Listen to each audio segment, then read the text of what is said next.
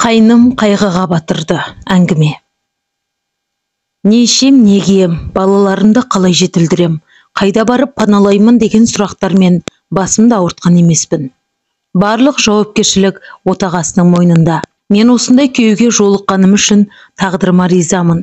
Алайда адам өмірі ешқандай кедір-бұдырсыз, барлығы да тамаша бола беруі мүмкін емес екен. Менде де сондай бір түйткіл бар. Ол туған қайнымның қазіргі аянышты ахуалы.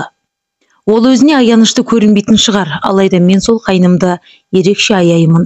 Менің осы шаңыраққа келін болып түскеніме де талай жылдар өтті. Барлығы бірден бола қалмаса да, бізде барлығы біртіндеп жолға қойыла бастады. Күйеуімнің жолы болғыштығының арқасында ол үнемі үйге табысты оралатын. Балаларымыз да уайымсыз, қалағандарына қол жеткізіп, қатар құрбыларынан алда болды. Біз екі балалы болғанша ата-енемізбен тұрдық. Кейін өзімнен кейінгі қайным үйленетін шаққа жеткенде қара шаңырақты соған босатып беруімізге тура келді. Ол кезде біздің баспана алуға жағдайымыз келген жоқ. Көптеген жас отбасы секілді біраз қиындықтарды бастан өткеріп, бірнеше жылдан соң жеке баспанамызға да әупірімдеп қол жеткіздік.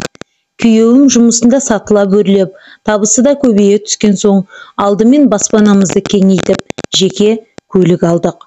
Арасында әрине ата-аналарымызды да ұмыт қалдырған жоқпыз. Олардың алдындағы перзенттік парызымызды орындап, көмек көрсетіп тұрдық.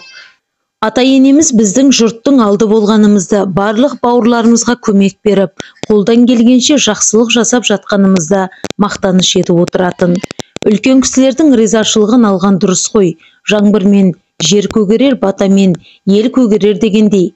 Біз де ата-анамыздың ақ батасын алып, бауырларымыздың ризашылығына бөленген соң, бағамыз да арта түсті.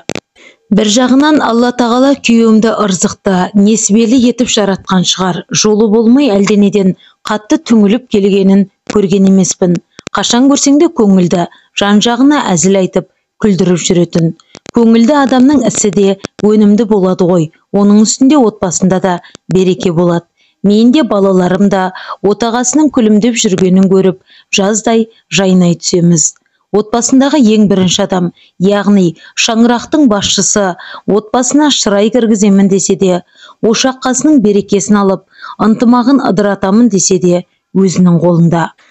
Біз барлық істі тек әйелге әкеп тіреп қоюға шеберміз. Егер күйеуі жайсыз болса, ақырып, балалардың да зәре құтын қашырар болса, әйелде де күш-жігер, әл-дәрмен қалмайды емес пе? Мен осы жағынан алып қарағанда күйеуіме ризамын. Әрине, адам болған соң ұсақ-түйек кемшіліктері де болып тұрады. Алайда сол кемшілігін жауып жіберетін жақсылықтары көп. Сол жақсылықтарының бірі осы туған қайныма да қатысты. Біз бөлек шыққан соң қара шаңырақты аманаттап тапсырып кеткен қайнымыз адамгершілік дегеннен жұрдай болып бара жатты. Сол қайнымның да бағына орай күйеуімді табыскер еткен жаратқанға шүкір. Қайным алғаш рет өте ақ көңілісімен, сөздері бір жерден шығатын, сыртқы келбетімен ешкімнен кем емес, жақсы қызға үйленген болатын. Менің келінім осындай ақ болса ғой шіркін деп сырттай қараған адам бір тамсанбай өтпейтін. Қазақтың салтын берік ұстанғанмен қоса жөн жобаның барлығын білетін, үлкенді үлкен жолмен, кішіні кіші жолмен сыйлап құрметтейтін. Бірақ келініміз барша жұрттың көңілінен шыққанымен, қайнымның көңілінен шыға алмапты. Келініміз қаншалықты биязы, мінезі де жібектей жұмсақ болғанымен, қайнымыз әпербақандау, есерсоқтау болатын. Соны адам етеді деген үмітпен жақсы қызды алып берген едік.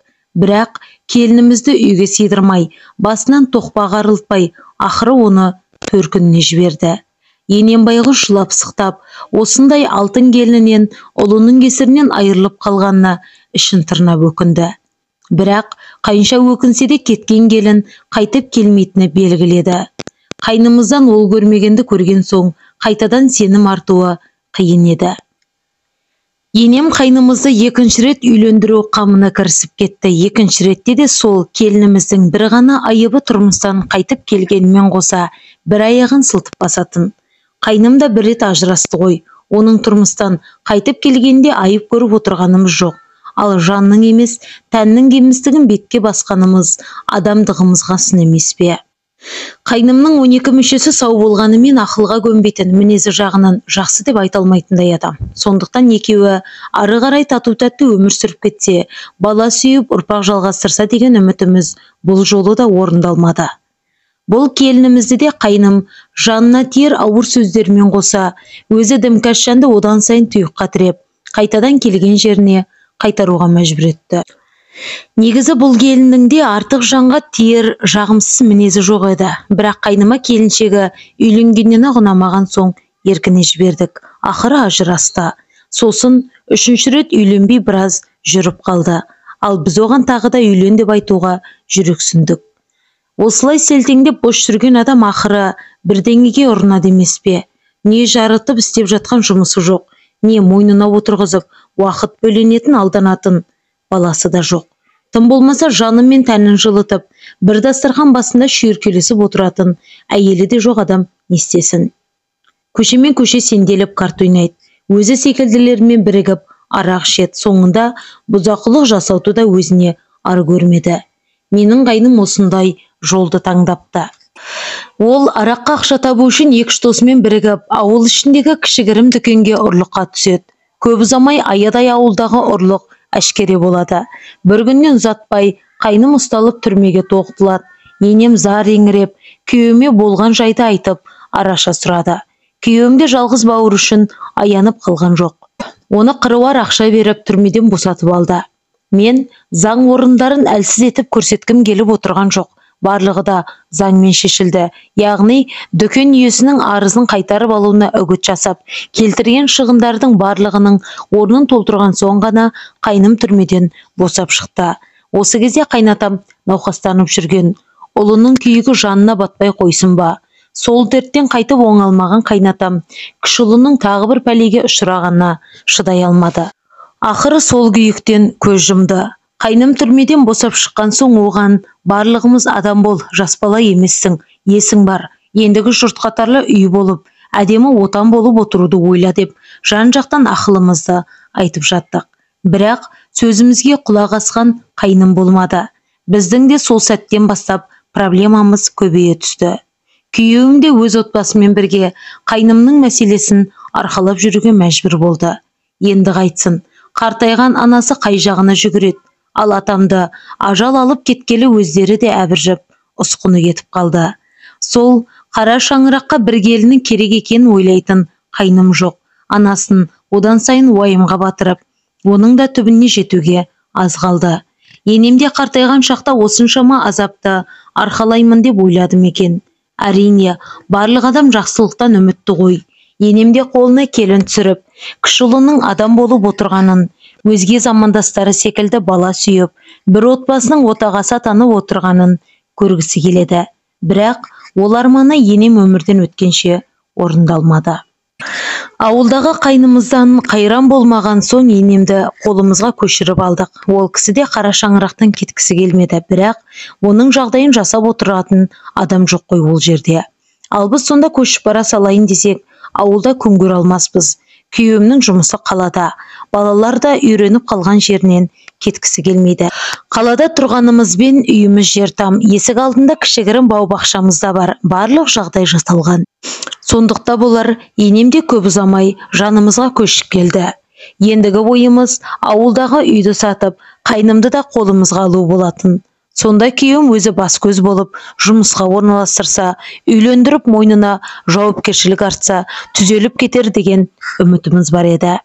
Бірақ ол күнге жетуге талпынып жүргенімізде енемде өмірден өтті. Біздің қолымызға көшіп келгелі көп уақыт өте қоймаса да, іш құса болды ма, әлде ол кісінің де ажалын қайным жақындатты ма, 3 айдан соң бір-ақ күн ауырып қайтыс болды. Бұл жағдай күйеуіме бәрімізден артық арқасына батты, ауыр қайғы болды. Ол ата-анасының қазасы 1 жылдың ішінде болғанына көне алмағандай, ал інісінің қылығы оны тіптен жүйкелетіп жіберді. Қазір сонда да отбасына, балаларына аз көңіл бөліп жүрген жоқ. Барлығы да бұрынғысынша. Балалар қам көңіл болмасын деп үнемі солардың көңілін аулауды ұмытпайды. Ал оңашада мен оның тереңнен шыққан күрсінісін естимін. Кенеттен келген ажалға тосқауыл жоқ қой. оған барлығымыз да көнерміз. Ал тірі адамның жанына жақын жандарын қайғыртқаны қандай қиын.